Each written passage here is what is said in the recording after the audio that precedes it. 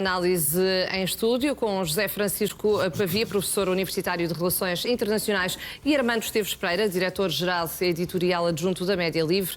Muito boa tarde aos dois, sejam muito bem-vindos. Armando, começo por ti. Expectativas para estas negociações de paz? Ainda ontem o presidente do Parlamento do Irão disse que havia boa vontade da parte do Irão, mas que ainda assim não confia nos Estados Unidos. As expectativas, oxalá haja paz, ou pelo menos haja um cessar-fogo, tréguas duradouras que permitam a reposição da produção petrolífera no Golfo Pérsico e a distribuição do petróleo e de todos os outros bens muito importantes, como os fertilizantes e todos os outros, pelo Estreito de Hormuz. Essa normalidade é que é fundamental.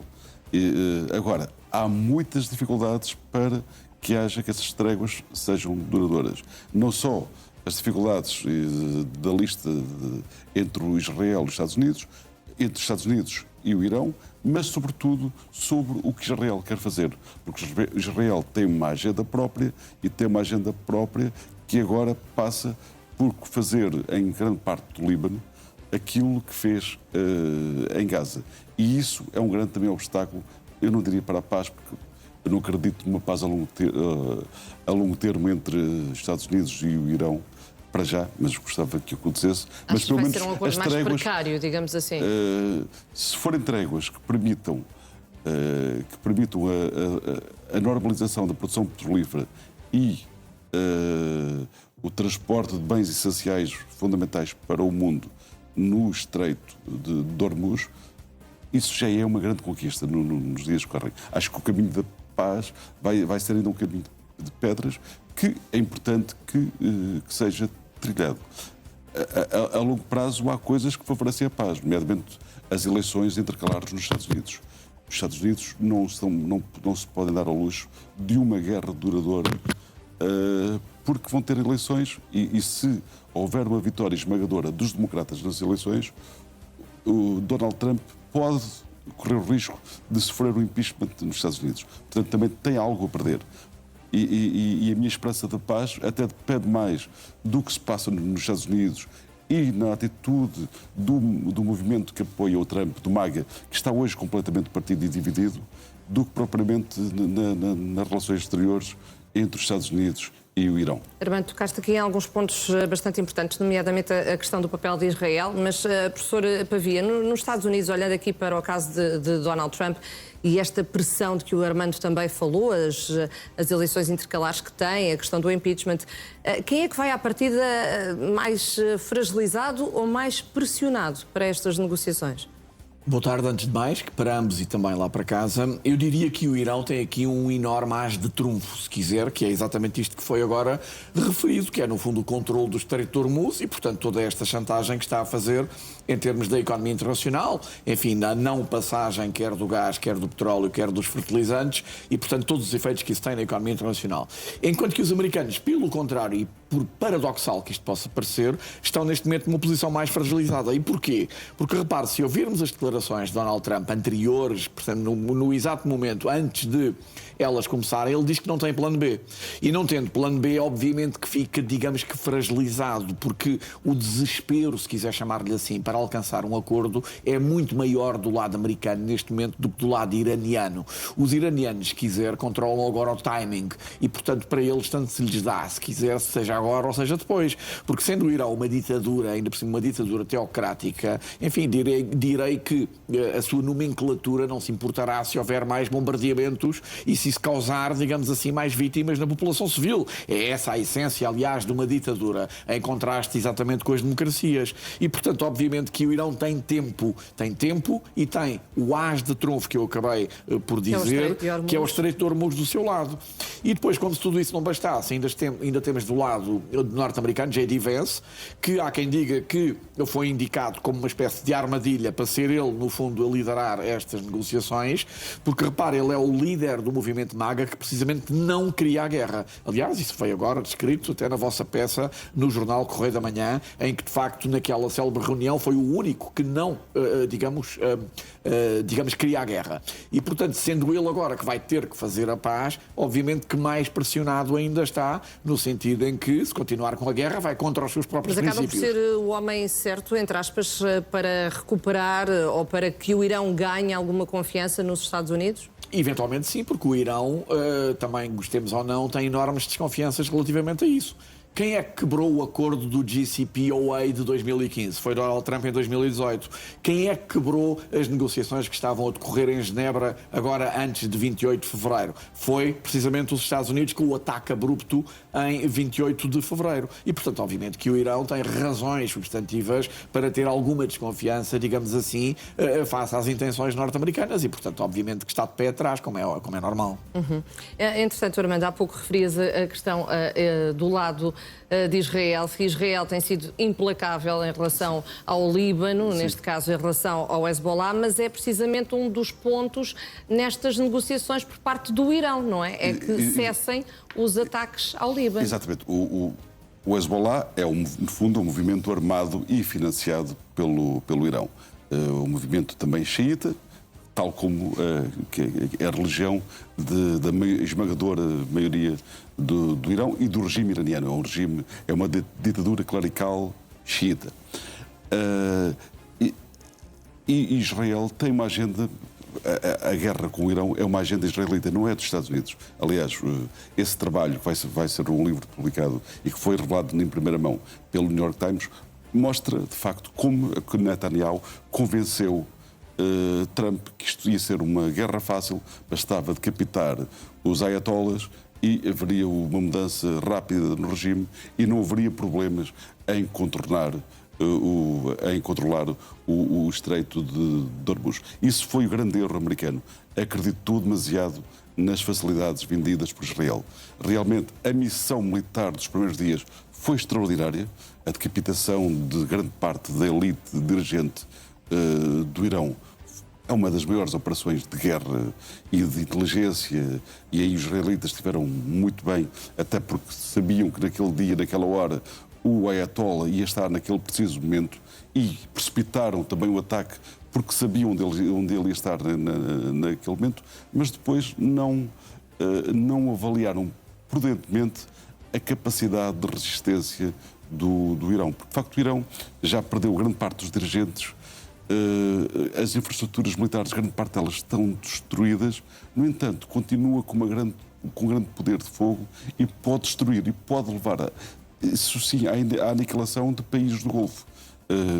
Dubai, Abu Dhabi e outros Emirados, Qatar, o Bahrein, cidades da Arábia Saudita estão em risco de sobrevivência porque se houver uma escalada da guerra e houver um ataque americano em infraestruturas civis no Irão, o Irão pode retaliar e basta atacar as centrais de desalinização da água para levarem à extensão de alguns países.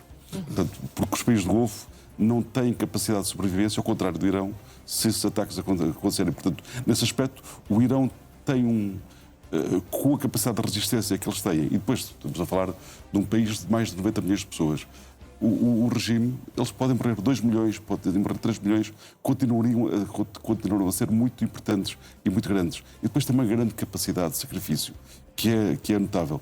E isso impede que haja uma vitória americana nesta guerra. É isso, professor Pavia. Ninguém pode gritar a vitória, mesmo que seja alcançado um acordo de cessar-fogo? Eu não sei se será assim, eu não sei se o Irão não irá gritar vitória, aliás, já está a fazê-lo. E Donald Trump também vai tentar à maneira dele, Bom, com mas certeza. isso é por outros motivos, enfim, eu diria talvez mais psiquiátricos, às vezes, em determinada acessão. Mas o Irão, aliás, basta ler, digamos, a imprensa iraniana, a televisão iraniana, está a cantar vitória neste momento, porque no fundo conseguiu, daquela perspectiva, obviamente, digamos, parar o ataque da maior potência militar do mundo, acompanhada da terceira ou quarta maior potência militar do mundo. Portanto, do ponto de vista iraniano, obviamente que isto para eles é uma vitória. Não só a resistência e a sobrevivência do regime, que toda a gente diria que tinha os dias contados, como ainda por cima não houve nenhuma sublevação popular, digamos assim, que de alguma maneira se estava à espera que pusesse em causa, digamos, o regime. O regime demonstrou uma capacidade de resistência e um conjunto significativo de redundâncias que faz com que ele esteja a funcionar. Aliás, por alguma razão, estão, digamos, dirigentes agora em Islamabad, precisamente com esse objetivo. A questão do Líbano é uma questão muito, digamos, cara, se quiser, ao Irão. Obviamente que o Irão é o principal financiador e apoiante do Hezbollah, mas também é preciso dizer que o Hezbollah não é uma entidade estranha ao Líbano. O Hezbollah está completamente entrincheirado na sociedade libanesa. Neste momento existem, de acordo com as últimas averiguações relativamente a isso, cerca de 2 milhões e pouco de xiitas no Líbano, e o Hezbollah está lá completamente entrincheirado, e portanto não vai ser fácil, e se calhar vai ser completamente impossível desalojar o Hezbollah, digamos, do Líbano. E depois, se eventualmente se pensar que fazendo um acordo com o atual governo libanês, cujo presidente é um cristão já agora e cujo primeiro-ministro é um sunita, é evidente que isso não vai dar em nada, porque o governo libanês não é um governo soberano. Basta pensar que mandou dar ordem de expulsão ao embaixador iraniano no país, declarou-o persona non grata, deu-lhe 48 horas para abandonar o país e ele ainda lá está, passado 2 semanas. Portanto, isto não é um Estado soberano, como se calcula, não é? E, portanto, daí se vê a importância e a influência que o Irão tem naquele Estado e, concretamente, junto da comunidade xiita. Donald Trump, Armando, disse que o acordo com o Irão se centra sobretudo na questão das armas nucleares, mas também disse, como o professor Pavia dizia ainda há pouco, que não tinha propriamente um plano B, mas que o Estreito de Hormuz vai ser reaberto automaticamente, em breve e sem portagens. Isto é, a teu ver, execuível ou faz parte da retórica de pressão de Donald Trump? Dada a geografia do Irão e dado que junto ao Estreito é um terreno montanhoso em que bastam, aliás, como disse o professor, hoje em dia a resistência iraniana não é tudo, o poder está muito disseminado, portanto, em pequenas células, no fundo são células de resistência.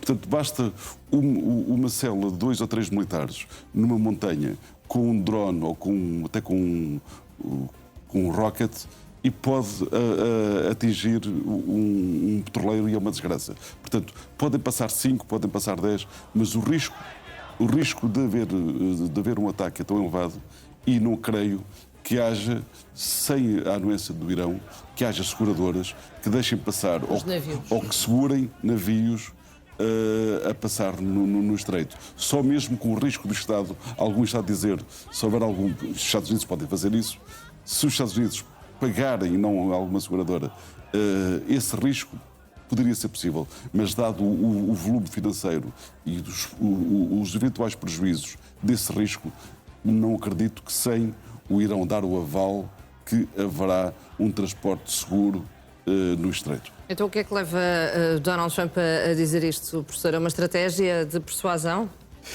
Eu diria que sim. Para as pessoas lá em casa terem uma ideia, o Estreito de Hormuz tem 54 km de extensão entre o lado iraniano e o outro lado, que são os Emirados Árabes Unidos e o Sultanato de Omã.